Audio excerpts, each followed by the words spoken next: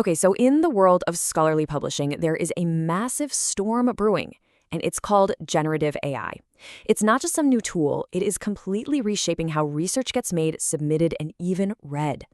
Today, we're going to break down how one of the biggest players in the game, Springer Nature, is handling this AI revolution, all based on their 2025 performance. Let's dive in. You don't have to look far to see what the central problem is. The company's own CEO, Frank Rankin-Peters, lays it out right here. The issue isn't just about things getting faster, it's about a massive, almost overwhelming flood of new research being produced. And this AI-driven surge, it's both their biggest opportunity and, frankly, their biggest headache.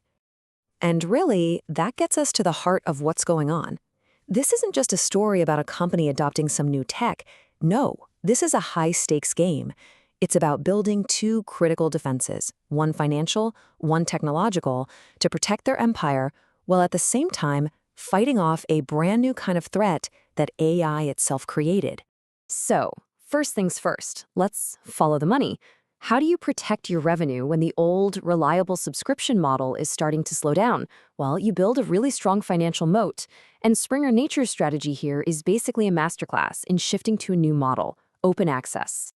Their secret weapon, it's something called a transformative agreement, or TA for short. So, instead of universities just paying for their staff to read journals, these deals bundle everything together. They get the read access, and the researchers get the right to publish their own work as open access, all for one single, predictable fee. The easiest way to think about this is like a corporate gym membership, right? Instead of thousands of individual employees paying every time they want to work out, their company just pays one big, stable fee that covers everyone. For Springer Nature, this is fantastic. It makes their revenue predictable, it's easy to scale, and it locks customers in.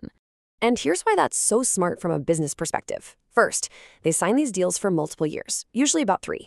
This just smooths out their income stream, makes it predictable, which investors absolutely love. And maybe most importantly, it takes thousands of messy little individual author payments and rolls them all up into one big, clean, reliable contract. And the scale they're doing this at is, well, it's really impressive. By the end of 2025, they had already signed 85 of these major agreements across the globe. And get this, those 85 agreements, they cover a massive network of over 4,000 institutions around the world. So they've essentially moved a huge portion of the academic world over to this new way of doing business.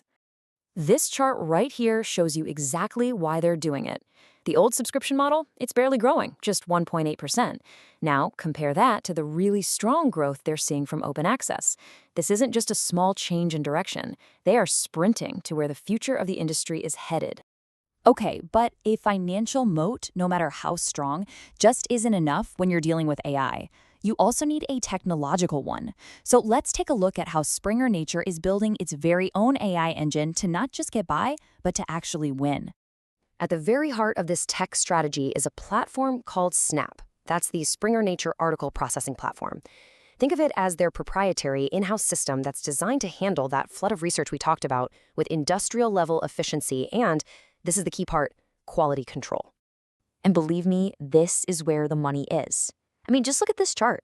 The research segment, the part of the business that's powered by Snap, is an absolute beast. It's generating almost 90% of the company's entire operating profit. This slide really brings home the scale of that tsunami we mentioned. In 2025 alone, they got 3.1 million submissions. But after their whole review process, only 539,000 actually got published. You simply cannot manage that kind of volume, that fire hose of content, without a seriously powerful AI engine sorting, filtering, and flagging articles. So what's the result of all that work?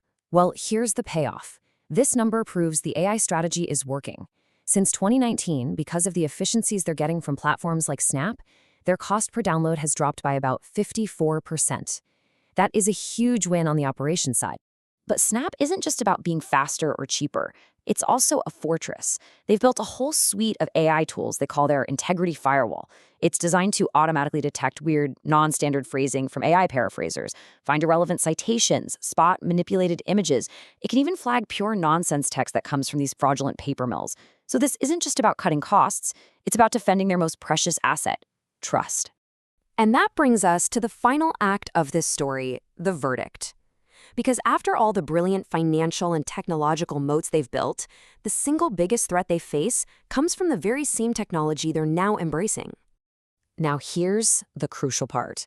And hey, don't just take my word for it. This comes directly from Springer Nature's own risk assessment. Look at their number one risk.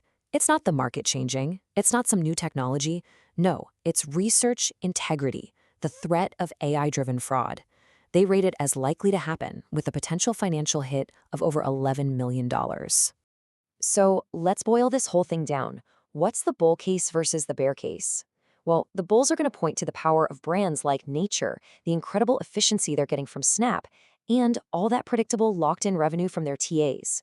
The bears, on the other hand, are going to be worried about that systemic risk from AI fraud, the chance that governments might put a cap on publishing fees, and what happens to copyright in a world filled with AI.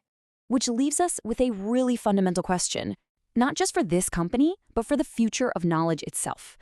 In an age where AI can create an infinite amount of content, what is a publisher's most valuable asset? Is it the articles it owns? Or is it the hard-won, AI-protected credibility it has as a gatekeeper of truth? That right there is the multi-billion-dollar bet that Springer Nature is making.